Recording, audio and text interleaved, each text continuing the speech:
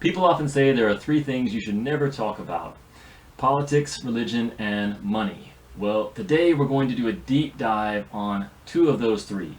How political should we be as Christians? Stick around and let's talk about it.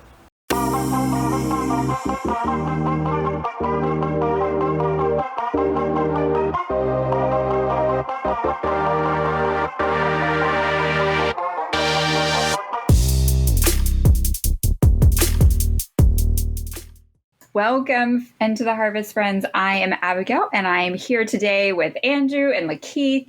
We are excited to have you. If you are new to our channel, our goal is to help you live and share your faith in the everyday places of life. We talk about real issues facing believers in the modern world, and we have videos full of helpful tips and tools to help you be a disciple in the 21st century. So we hope that you will subscribe, ring that little bell, give us thumbs up, all the things so that you can always catch our videos. So today, we're going to be talking about politics. Aren't we excited? People say that you should not talk about religion, which we do all the time, politics, and what's the other thing? Oh, money. We'll get to that on another day. We'll pace ourselves. But we are talking about politics today because, 2020 is not crazy enough. It's also an election year in the United States, and things are really ramping up. And so we felt like we would like to cover the topic of how political should Christians be. I'm a little nervous. I'm not going to lie. Andrew, are we crazy to be even talking about this today? Well, I guess we can let people decide after we finish the conversation. But I don't think we're crazy to be talking about it for sure. It's like that saying that you just quoted, Abigail. People say that you shouldn't talk about it, but of course everyone always does. So it's definitely going to be a topic of conversation in our individual lives, in our neighborhoods, on social media. And so I think we should absolutely address this issue of how political should Christians be? Should they be political at all?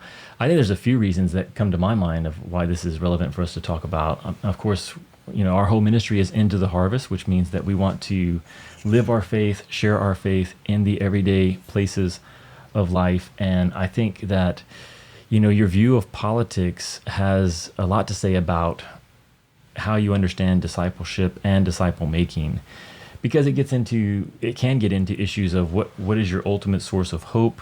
What are you trusting?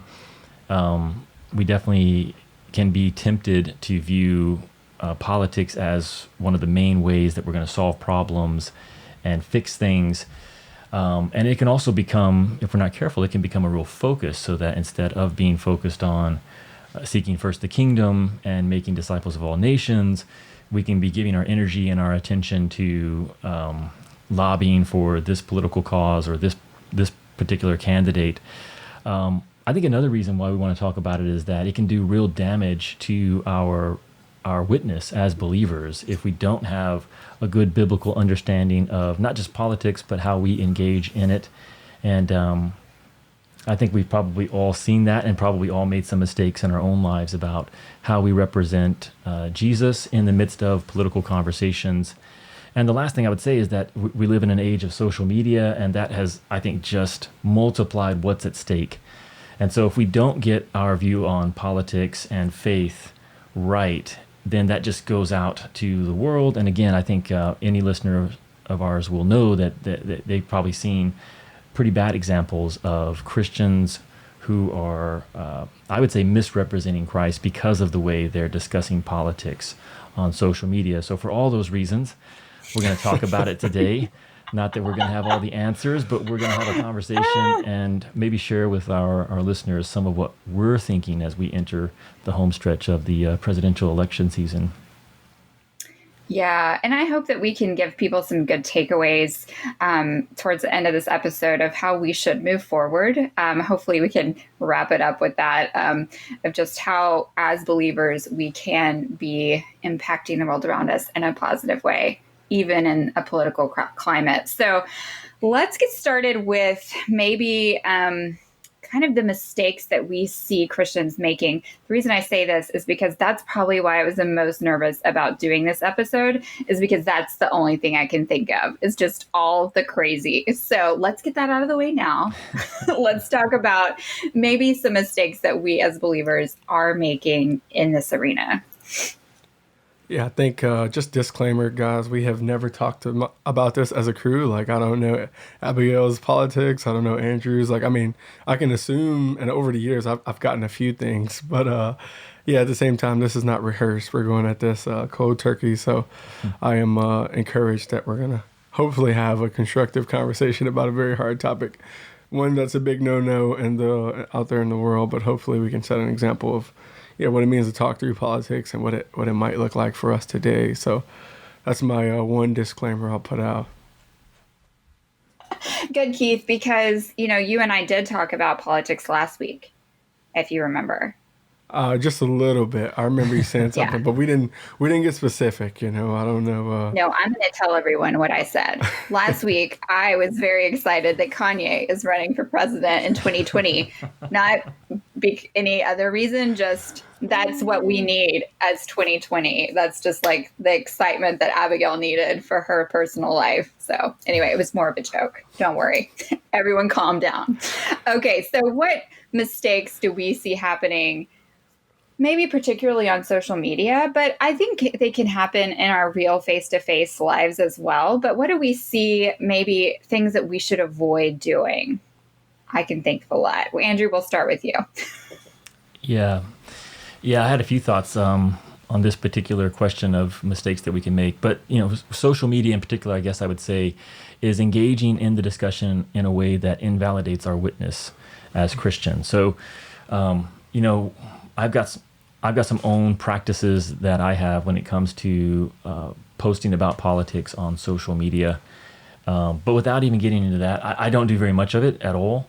But even if you do choose to engage in conversations about politics on social media, then the way you engage is everything. So it's not just the fact that you're talking about a certain topic or an issue, or perhaps you're for or against a certain candidate, but the way that you state that, and then the way you interact. The beauty of social media is that we can be connected with people from around the world. The downside is that connection is very surface level. You're not having eye-to-eye contact. It can quickly escalate into a really negative debate, and we have to always, I think, be aware that we're representing Christ first and foremost, not just with what we say, but how we say it, how we have those conversations. But I would say even what we choose to talk about is critical. And so I was just reading in the Gospels where the Pharisees come to Jesus and they're telling him that Herod is out to get him. And, if you look at Jesus' response, I would say he basically blows it off. Like, I've got no time for Herod. I've got a mission that I'm on today, tomorrow, and the next day. I'm going to reach my goal. But it wasn't that he wasn't aware of who Herod was and that he didn't respond to what the Pharisees were saying. It's just he didn't get sucked into it. So I would say that's the number one mistake that I see on social media is Christians, on the one hand, raising the flag for Christ, being known on social media as a Christian, and then engaging in political conversations in a way that really reflects poorly on Christ. Yeah, I would agree. I think it turns very negative really quick. And there's no class on how to have a good political debate online. Like, there's no prep for that. So you kind of do go into it blindly. And I think I've seen people take a hard stance on something without a lot of backup or research. Like, we come in, all of us have our own like leanings or biases, and I can admit that. So we're going to lean towards certain candidates or certain people, but we bring that in and we almost back them fully without, I guess, knowing too much about their character or what they stand for. And I think that's where it can get a little, dicey, because I think putting our faith or our hope in people too much, there's some stuff that might come out of it, So I agree with Andrew. Like, if we can bank on Jesus' character, like, we don't have to worry about somebody bringing up something about him in the past or something like that. Like, thankfully God allowed him to live a sinless life. So I think ultimately we put our confidence in him. And as far as politics, I see a lot of people putting a lot of their hope and faith in one individual, saying like, this person's gonna do it, they're gonna change it. And if I was in that position, I wouldn't know. It's like I wouldn't know how to change the world. So I would do the best I could and be as researched as I could, but I would know that there's a huge chance that I could fall short. So I want to be supportive of local politics and the big people in charge, but I also want to hold it with an open hand and realize that they open to mistakes, and that there's a I got to put my confidence in God. So. Yeah, I agree with both of you. I mean, I'm sad to hear that means that Kanye is not the savior our country needs.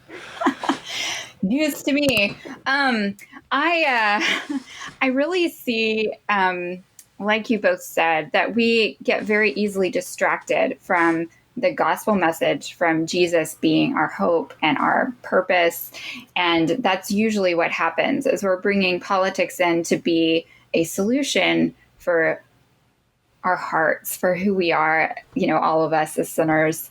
But obviously we have to live a life. We have to, pay our bills, we have to pay our taxes, and we have to hopefully vote in elections. So that is something that we as believers hopefully are engaging in. So how do we, do both? How do we be an active member of our society, but not go overboard and make it take the place of Jesus? I've been reading a book over the last few weeks that has maybe kind of impacted how I'm coming at this episode at all. So I'm just going to go ahead and make that as my caveat. I've been reading a book called The Color of Compromise, and I don't know if I'm going to recommend it yet. So wait to order your copy.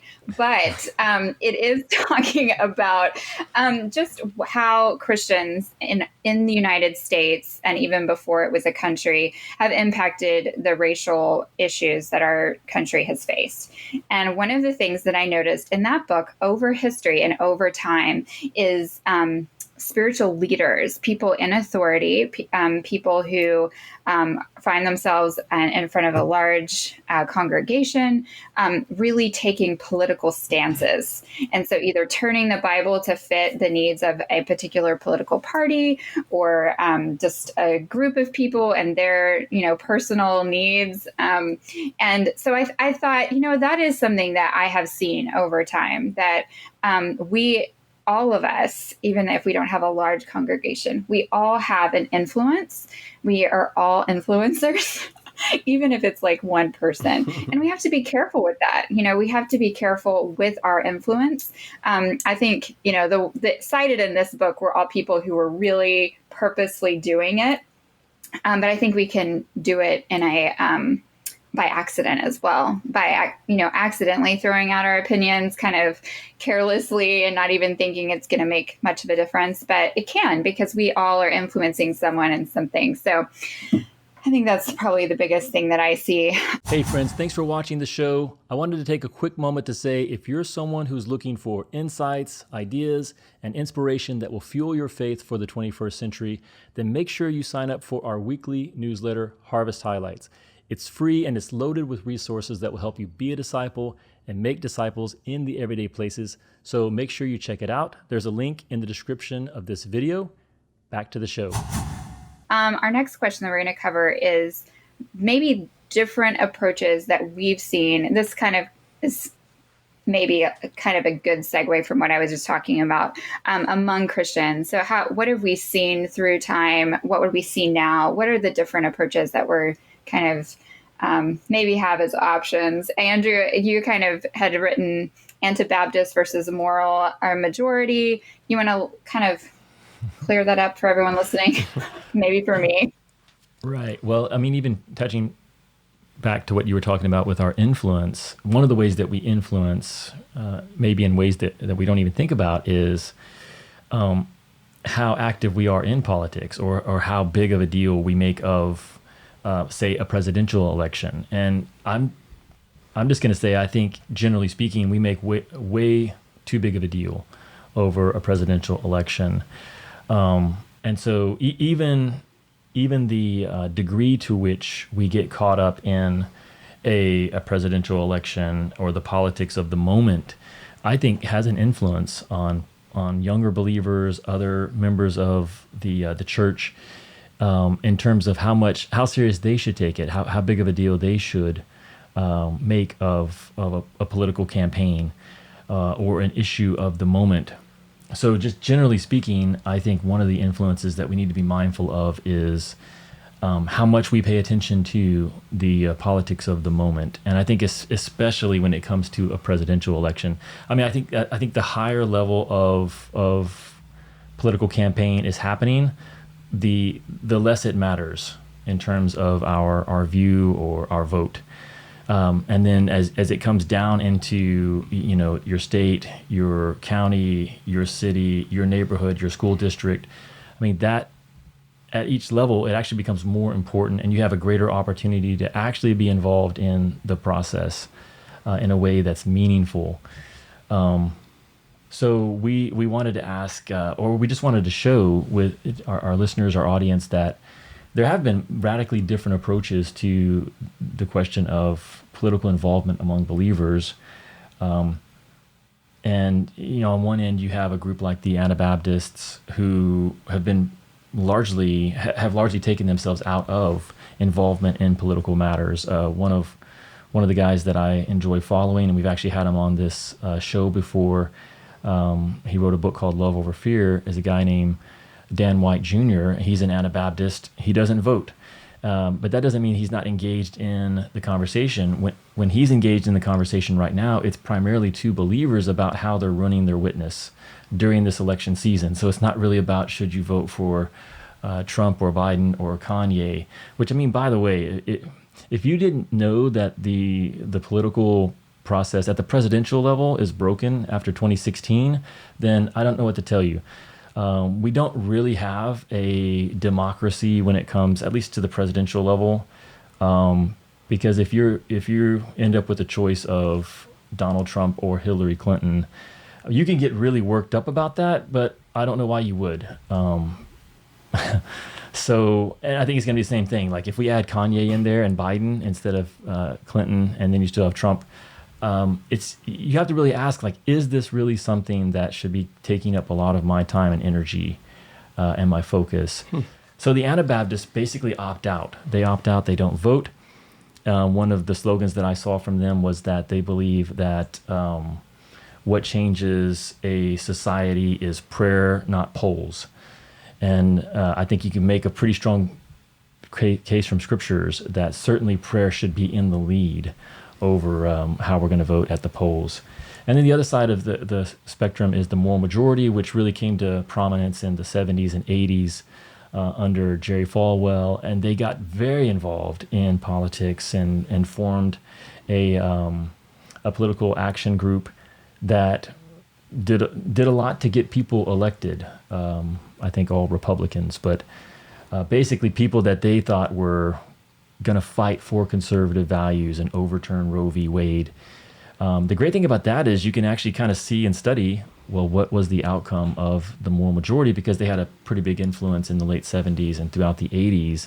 What's the legacy? What change have we seen in our country as a result of that kind of involvement? So, that was the point between Anabaptist and moral majority, is that you're going to have Christians who are all along the spectrum in terms of how involved they are with political causes.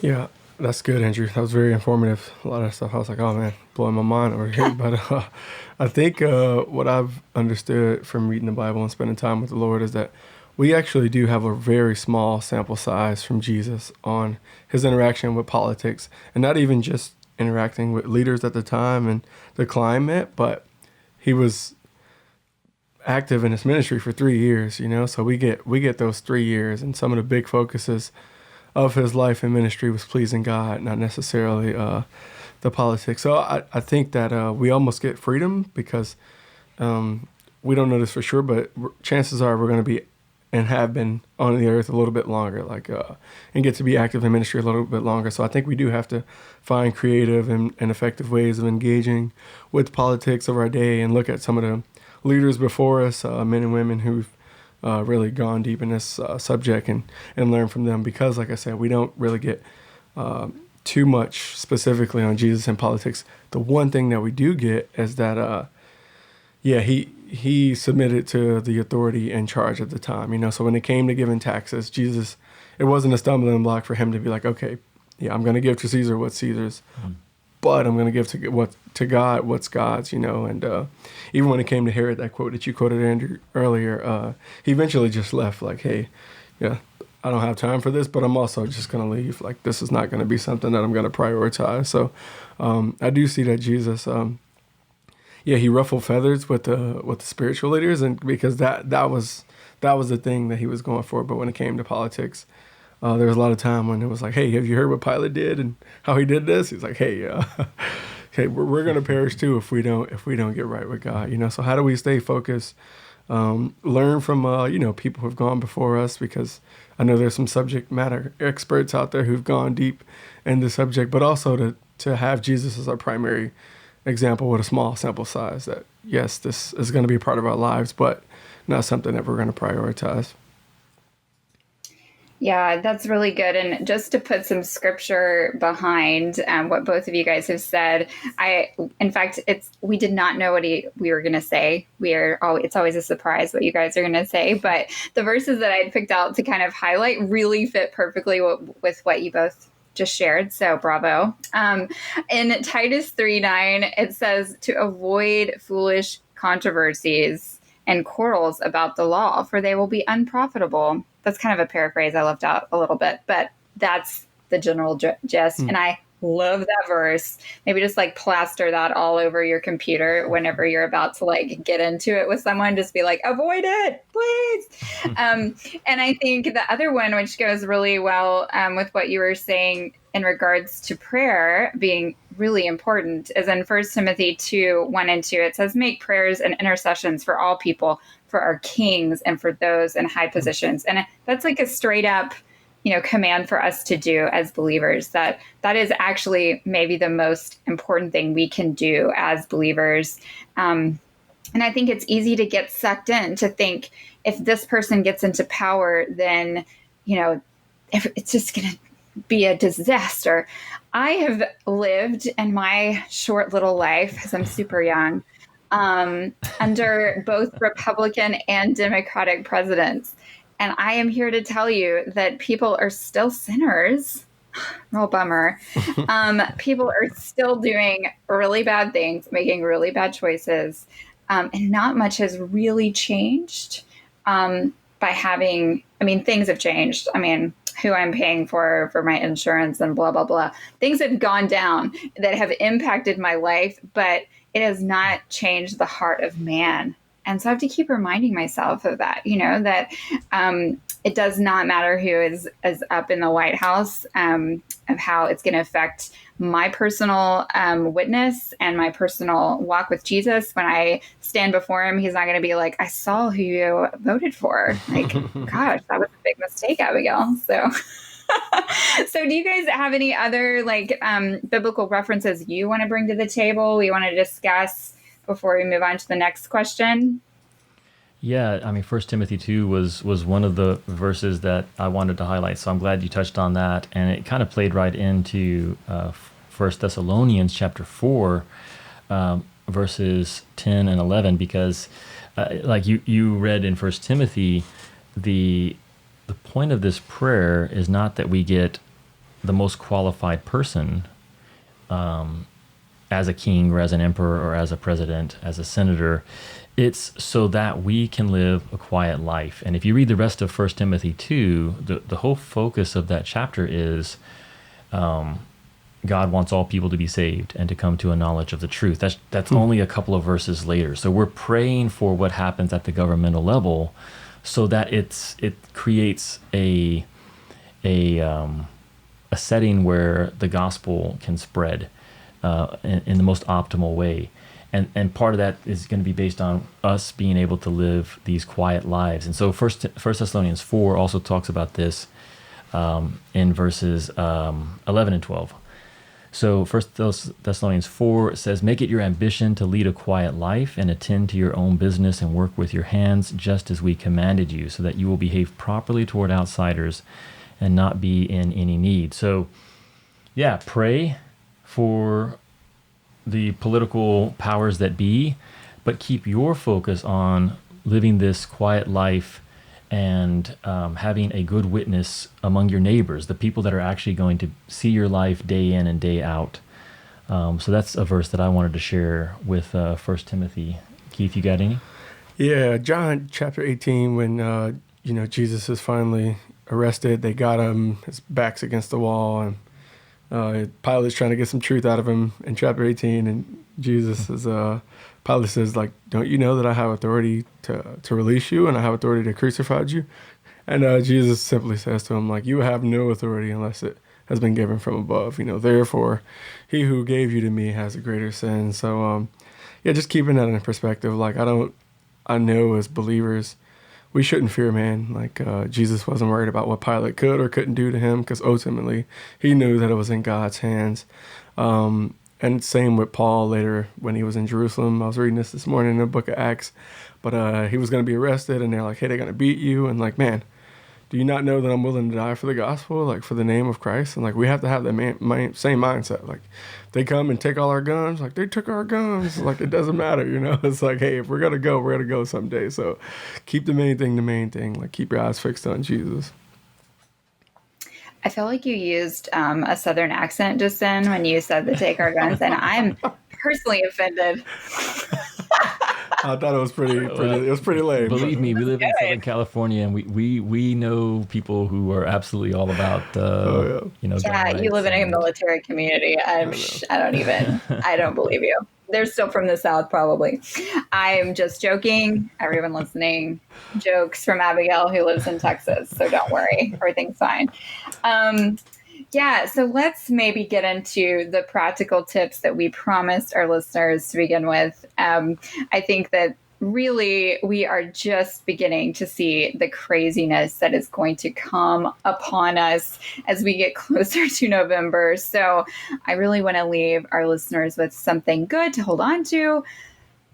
So let's get into it. I think for me personally, my greatest tip for all of you is just if you have anxiety about such things, if they get really intense, if you can't handle social media, this is the time to get off. Like, we are on social media and we hope you're following us.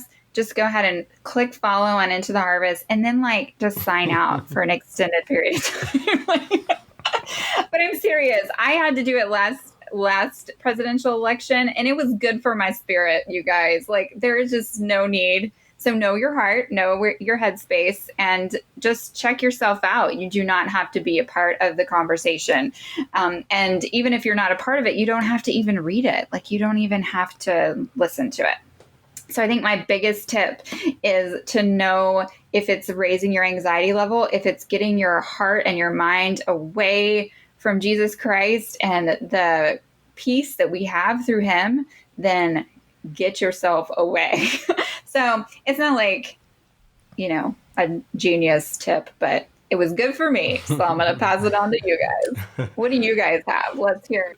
Yeah, I think for me, if you don't take Abby's recommendation and fast and take a break from social media, like, you still want to be there, you're still going to be present. Because I do like that idea, Abby. Sometimes you just got to take a step back. But my advice is similar. Like, just don't go there. Like, don't go there. Don't think you have to wrestle tooth and nail for every argument, every belief and stands that you have. Like, you don't have to go there. So Jesus was talking to the Samaritan woman, and she's asking all these questions, and she asked him, "Hey, are you greater than our father Jacob, who gave us this well and drank from it, and etc.?" And he completely ignores that question. So if you don't go there. You don't always have to go there. Like, don't feel like you got to win every battle, every political conversation. Just don't go there. Yeah, I like both of those. And so I know we're getting kind of relative to social media here. So if you cannot completely fast from social media, taking Abigail's, then I would say fast from making political posts on Facebook. So maybe you're still there. It's kind of, I guess, a combo of what Keith is saying and Abigail's. but actually think of it as fasting, that you're going to abstain from posting political commentary, and dedicate that to the Lord, that you're going to trust the Lord, that he's able to work in spite of everything that's going on. I would also say prayer. If you're going to post, then are you praying? Because the Bible doesn't say anything about our need to engage in these conversations, but it does say a lot about prayer and the importance of doing that as a step towards seeing God do what he wants to do in society today. And then the last thing I would say, I heard a great quote from Naval Ravikant, who's one of the guys I follow on Twitter. But he said that the human brain isn't designed to process all of the world's emergencies in real time. And I think that's happening to us, is that we're all trying to process all these emergencies in real time. And I guarantee you that over the next 3 or 4 months, it's going to be one emergency after another from different political parties, that if this guy gets in or if this person gets elected, the world's going to end. Your brain wasn't designed to process that. So I would say pray. Like, you should be praying way more than you're posting. If you're anxious, then, like Abby said, get off, but also spend time in prayer. That's what Scripture tells us to do.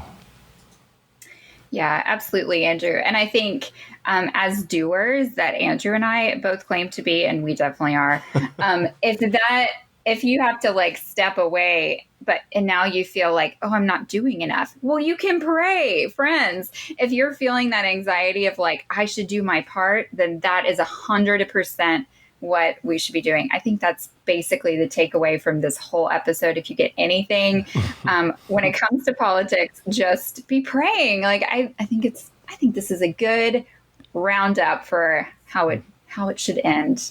So whatever happens, we prayed about it so we can have confidence in Jesus. All right, guys, another 30 minutes has passed us by. I think we really solved the world's problems. If you fast forwarded and you just got to now, just know we really took care of business. All the political parties are taken care of. We did it. Great job. But in all seriousness, good conversation. Really loved hearing what you guys had to say. You guys listening, we would love to hear your thoughts and opinions on this. So please comment, send us direct messages. You can email us at info@intotheharvest.org. And don't forget to pass this episode on, maybe to your most politically minded friends. All right, we'll see you guys next week. Bye. See you, Abby.